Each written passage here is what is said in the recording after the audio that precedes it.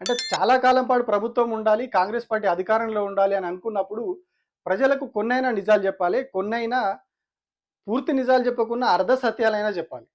సగం సగం నిజాలైనా చెప్పి ముందుకెళ్ళాలి. కానీ కంప్లీట్‌గా రేవంత్ రెడ్డిది రివర్స్ స్ట్రాటజీ.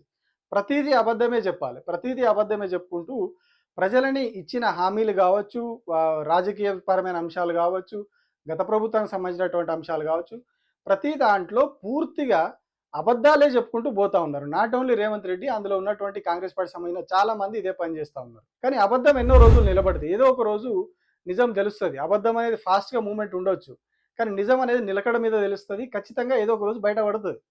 నిప్పును ముళ్ళగట్టి దాచలేం అన్నట్టుగా నిజం కూడా ఏదో ఒక రోజు బయటకొస్తది. బయటకొచ్చిన రోజు అది ఎవరికి ఎఫెక్ట్ అయితది? ఇదే కాంగ్రెస్ పార్టీకి ఎఫెక్ట్ అయితది. ఇదే కాంగ్రెస్ పార్టీని గద్దెదించుతది.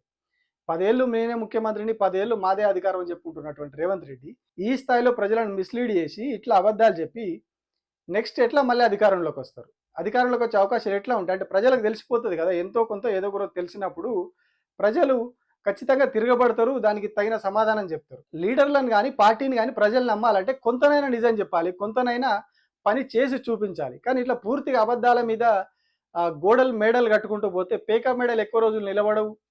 ఇసుక మీద కట్టుకుంటూ పోయినటువంటి బిల్డింగ్ కూడా నిలబడదు. బిల్డింగ్ నిలబడాలంటే గట్టి స్థలంలో కట్టాలి.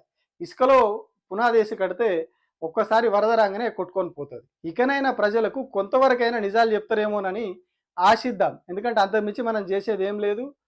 మనం ఆశించినా కూడా అది సాధ్యమవుతుందనే భరోసా కూడా లేదు.